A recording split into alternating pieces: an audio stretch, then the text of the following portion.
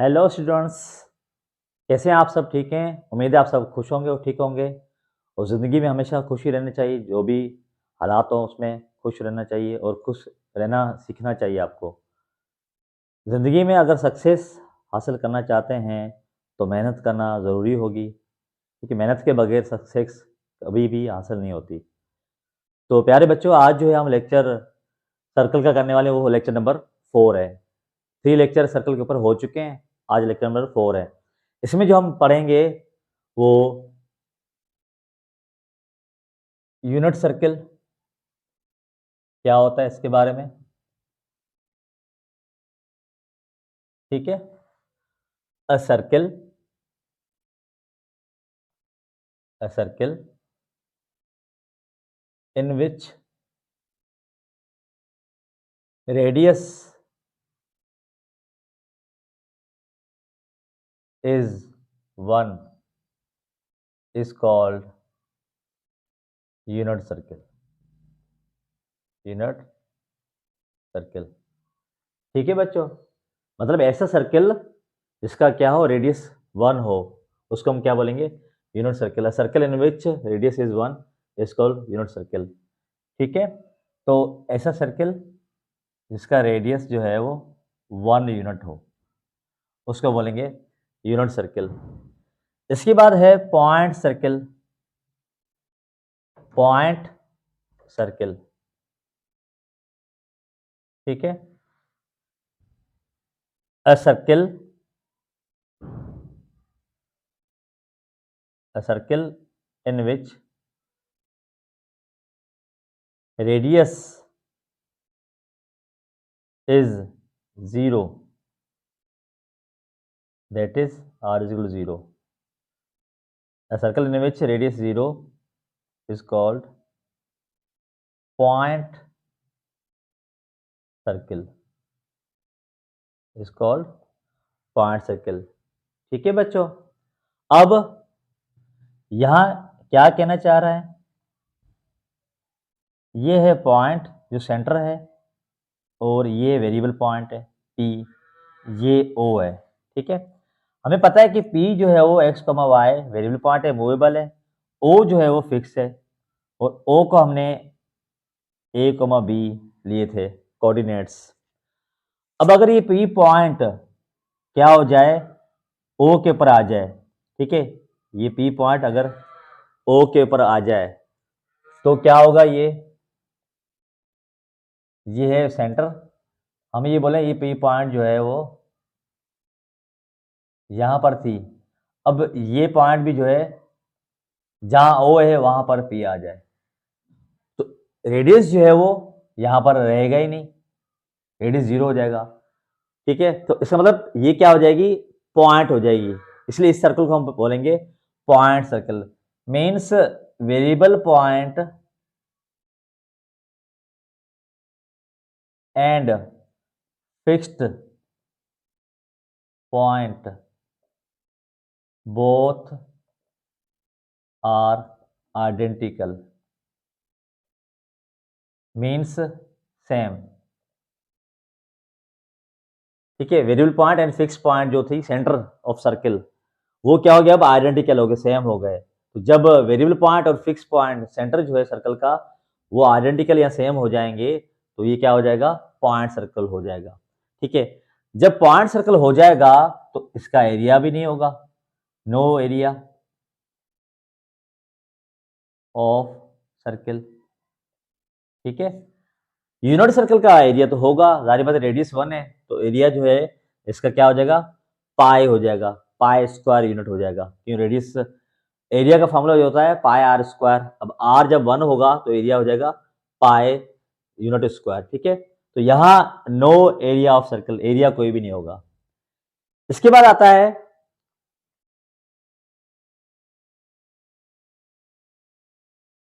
Position of point. Topic है position of point with respect to circle. Position of point with respect to circle, मतलब point जो है वो circle के ऊपर है या आउटसाइड द सर्किल है या विद इन द सर्किल है, पॉइंट x1 एंड y1, यहाँ x1 and y1, x1 and y1। Point जो है वो हमें ये देखना है कि क्या आया ये आउटसाइड द सर्किल है, ऑन द सर्किल है या विद इन द सर्किल है। यहाँ हम सर्कल की इक्वेशन उठाते हैं स्टैंडर्ड फॉर्म में, x square y square is equal to r square, means इसका सेंटर क्या है 0,0 है, उसको हमने उठाया है। अब यहाँ कंडीशंस को हम देखते हैं। फर्स्ट कंडीशन कि अगर if x1 square y1 square is greater than r square, then point P is outside the circle। ठीक है, अगर देखें ये पॉइंट जो है x1 y1 वो हम x कोऑर्डिनेट में और y कोऑर्डिनेट में पुट करेंगे। ठीक है, मीन्स जो भी x की रकम होगी या y की y1 की रकम वो x और y में पुट करेंगे तो x1 square plus y square, ये जो न्यूमेरिकल वैल्यू आएगी अगर वो रेडियस से बड़ी हो जाती है तो हम बोलेंगे पॉइंट जो है आउटसाइड द सर्किल है। Next condition, if x1 square y1 square is equal to r square, then point is on the circle, on the circle means अब पॉइंट कहां आ जाएगी, यहां पर। अगर जो भी आप वैल्यू पुट कर रहे हो x1 y1 वो सर्कल की इक्वेशन पुट कर रहे हैं, जाहिर बात है अगर ये पॉइंट जो है वो सर्कल की होगी या सर्कल के ऊपर है तो सर्कल की इक्वेशन को सेटिस्फाई करना चाहिए। अब सेटिस्फाई का मतलब क्या है कि लेफ्ट साइड और राइट साइड बराबर होने चाहिए। तो यहाँ देखें जैसे हमने x और y की जगह पे x1 y1 पुट किया है, मीन्स पॉइंट पुट की, तो क्या हुआ, बराबर आ गया रेडियस के स्क्वायर के। तो इसका मतलब ये पॉइंट क्या है, ऑन द सर्किल है। Third and last, if x1 square y1 square is less than r square, then point is inside the circle। ठीक है, मीन्स ये पॉइंट आ जाएगी।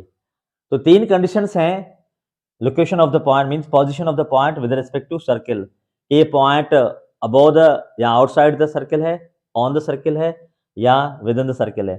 तो ये तीन कंडीशन है, जब ये वैल्यू r से बड़ी हो तो आउटसाइड, r के बराबर मीन्स रेडियस के बराबर तो ऑन द सर्किल या at the circle, than less than r square तो क्या होगा, विद इन द सर्कल होगा।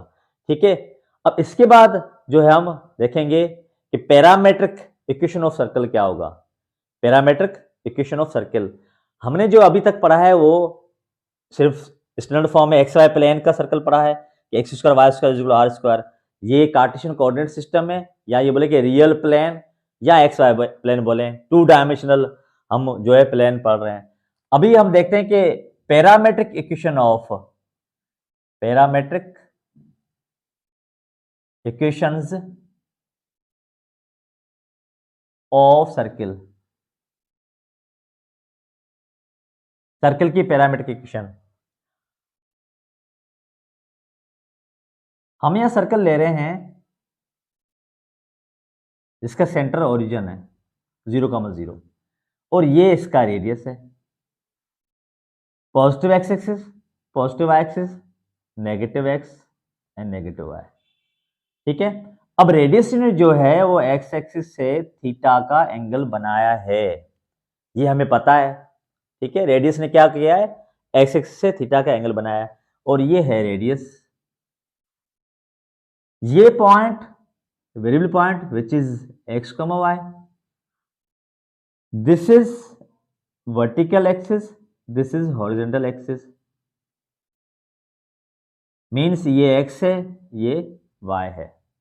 ठीक है, अब क्योंकि यहां राइट एंगल ट्रायंगल बन रहा है तो हमें पता है कि राइट एंगल ट्रायंगल में या तो पाइथागोरस थ्योरम लगाते हैं या हम रेशियोज लगाते हैं, साइन थीटा, कोस थीटा और टेन थीटा। अब देखिए अगर हम साइन थीटा लगाते हैं, sine theta, some people have some people have. तो साइन थीटा क्या होता है? Perpendicular over hypotenuse. तो यहाँ परपेंडिकुलर जो है वो y है, क्योंकि थीटा के सामने वाली साइड, अपोजिट साइड हमेशा परपेंडिकुलर होता है। तो यहाँ परपेंडिकुलर जो आ रहा है वो y आ रहा है। हाइपोटेन्यूज मीन्स 90 डिग्री के सामने वाली साइड हमेशा जो हाइपोटेन्यूज होता है। यहाँ हाइपोटेन्यूज जो है वो रेडियस से आ रहा है। तो y किसके बराबर हो गया? r sine theta. ठीक है।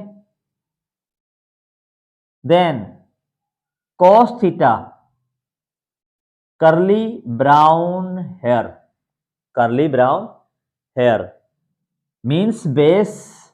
तो यहां बेस जो वो क्या है? x है। हाइपोटेन्यूज रेडियस है cos theta. Then x is equal to r cos theta. ये दोनों पैरामेट्रिक इक्वेशंस हैं सर्कल की। मीन्स अगर पॉइंट हम लिख रहे हैं x, y, अब x जो है वो क्या बन गया?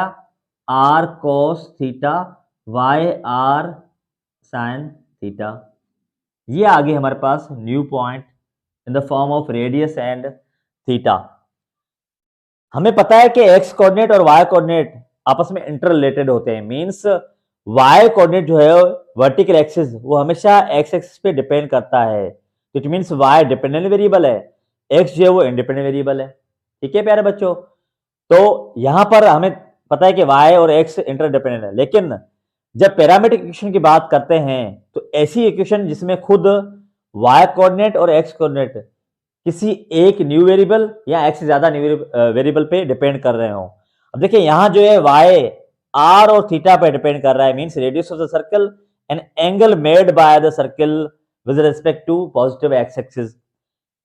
Like here x is equal to r cos theta.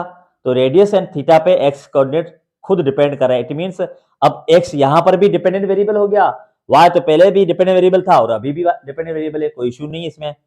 तो ये हमारे पास क्या आ गई? दोनों पैरामेट्रिक इक्वेशंस आ गई। यहां पर जब हम पैरामेट्रिक इक्वेशन की बात कर रहे हैं तो r और थीटा एक न्यू क्या है? वेरिएबल है। तो r थीटा जो है वो बिलोंग करते हैं बेसिकली पोलर कोऑर्डिनेट सिस्टम। अभी तक हमने जो कार्टेशियन सिस्टम पढ़ा है वो क्या है? कार्टेशियन कोऑर्डिनेट सिस्टम, जिसके अंदर 4 क्वाड्रेंट होते हैं, फर्स्ट, सेकंड, थर्ड, फोर्थ, जिसको हम एक्स वाई प्लेन भी बोलते हैं और कार्टेशियन कोऑर्डिनेट सिस्टम भी बोलते हैं। लेकिन जब आर थीटा की बात आती है तो आर थीटा जो है रेडियस एंड थीटा जिक्र तब होता है जब आप सर्कुलर कोऑर्डिनेट सिस्टम पढ़ते हैं।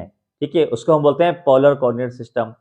तो वो हम इसके बाद देखेंगे। ठीक है, कि पोलर कोऑर्डिनेट सिस्टम क्या होता है, कि सर्कल किस तरह ड्रॉ करते हैं। यहां पर भी आप समझ सकते हैं कि आर जो थीटा का जिक्र यहां हो रहा है, मीन्स हमने एक्स वाई को ट्रांसफॉर्म किया है आर थीटा में। तो जो ट्रांसफॉर्मेशन हमने किया है वो बेसिकली पैरामीट्रिक इक्वेशन हासिल करने के लिए है। लेकिन आर थीटा जो है वो किसके हैं? पोलर कोऑर्डिनेट सिस्टम के हैं, जिसको हम सर्कुलर कोऑर्डिनेट सिस्टम बोलते हैं। ठीक है प्यारे बच्चों, अब नेचर ऑफ सर्कल हम पढ़ने जा रहे हैं। तो नेचर ऑफ सर्कल क्या होता है? इसमें नेचर बताएगा कि सर्कल जो कि नेचर क्या होती है। तो इसमें फर्स्ट कंडीशन है कि अगर if g square plus f square minus c greater than zero, ठीक है, greater than zero, then circle has centre is minus g minus f and it is real circle. ठीक है, ये हकीकी सर्कल होगा, रियल सर्कल होगा। अब जी square F आपको पता है कि कोऑर्डिनेट्स हैं, सी कांस्टेंट टर्म होती है, जनरल इक्वेशन के अंदर होती है। नंबर 2 है if g square and f square minus c equal to zero, then circle has centre at, यहां भी एट आएगा, at minus g minus f and radius equals to zero. जब रेडियस जीरो आ गया तो इसका मतलब ये हुआ कि then circle is point circle, that is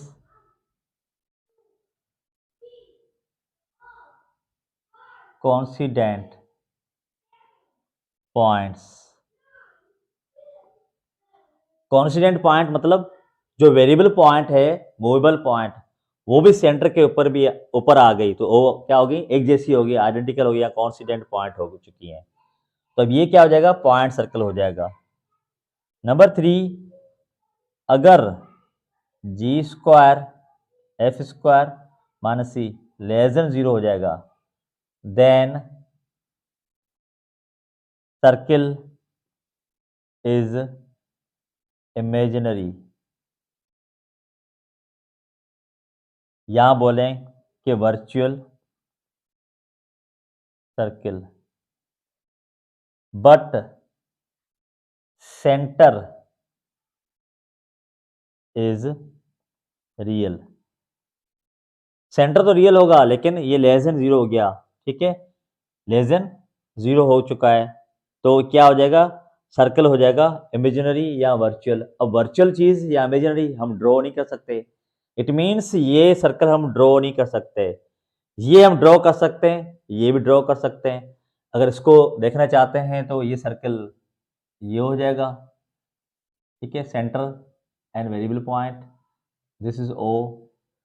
इसको देखना चाहते हैं तो ये पॉइंट सर्कल है, सेंटर भी यही है और वेरिएबल पॉइंट पी भी है जो पहले यहां पर थी, ठीक है। यहां इमेजिनरी बोल रहे हैं, रेडियस जो है less than 0 means g square plus f square minus c जो है लेस देन 0 आ रहा है, तो इमेजिनरी है तो इसको हम ड्रॉ नहीं कर सकते, ठीक है बच्चों। अब आते हैं नेक्स्ट। अगर आपके पास क्वेश्चन आ जाता है, एक चीज रह गई थी, क्वेश्चन आ जाता है कि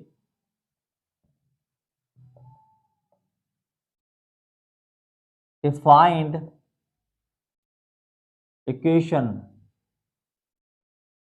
of circle, equation of circle. If आपको दिया जाए सेंटर, ठीक है, ओ फर्ज करते हैं 3,4 and radius r is equal to 5 या 6 से लेते हैं, कुछ भी लेते हैं, ठीक है।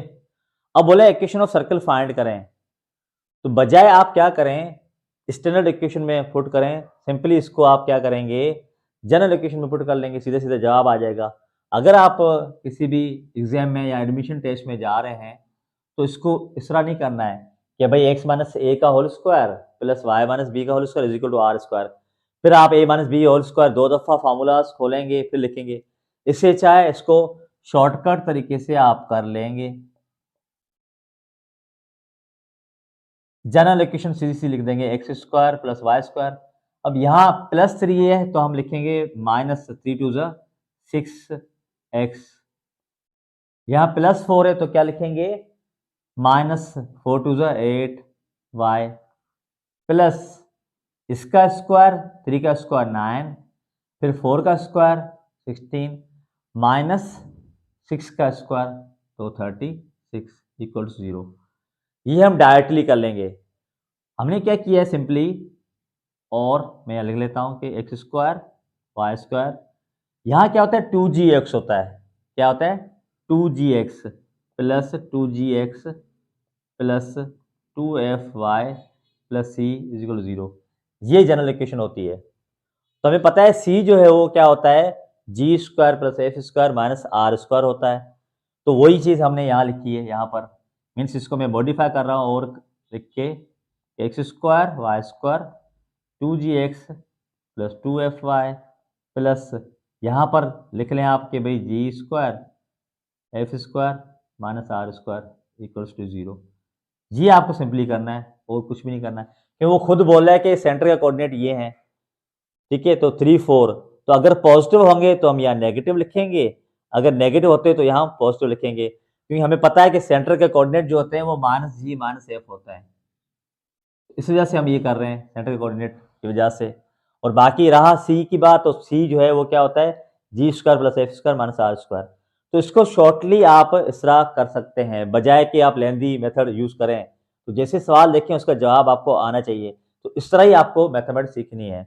तो आज का लेक्चर जो है, लेक्चर नंबर 4 सर्कल का यहाँ तक है। इसके बाद बहुत सारे अभी सीरीज़ चलती रहेगी सर्कल के टॉपिक के ऊपर। जितने भी सर्कल के टॉपिक हैं ग्रेड 12 मीन्स क्लास 12 के लिए, तो ये सारे चलते जाएँगे। उसके बाद बेसिक जो होगा जितनी भी ज्योमेट्री होगी, पॉइंट से लेकर line, line segment and so on, properties of angles, फिर ज्योमेट्रिकल शेप्स, उसमें ट्रायंगल हो गए, सर्कल हो गए, क्वाड्रिलेटरल्स हो गए, जितने भी हो गए, उनके बारे में भी हम ज़िक्र करेंगे। तो आज के लिए ग्रेड 12 का सर्कल और लेक्चर नंबर जो है 4 आज कंप्लीट होता है। उम्मीद है आपको ये लेक्चर समझ में आया होगा और बिल्कुल बेहतर तरीके से समझ में आया होगा। तो इस चैनल को आप लाइक भी करें, शेयर भी करें और सब्सक्राइब भी करें और दोस्तों के साथ जो है इस चैनल को शेयर करें आगे तक, ताकि सब स्टूडेंट्स जो है इससे फ़ायदा उठा सकें। आबाद रहें, खुश रहें, जहाँ भी रहें और मेहनत करते रहें, और मेहनत के बगैर कभी भी सक्सेस हासिल नहीं होगी। God bless you.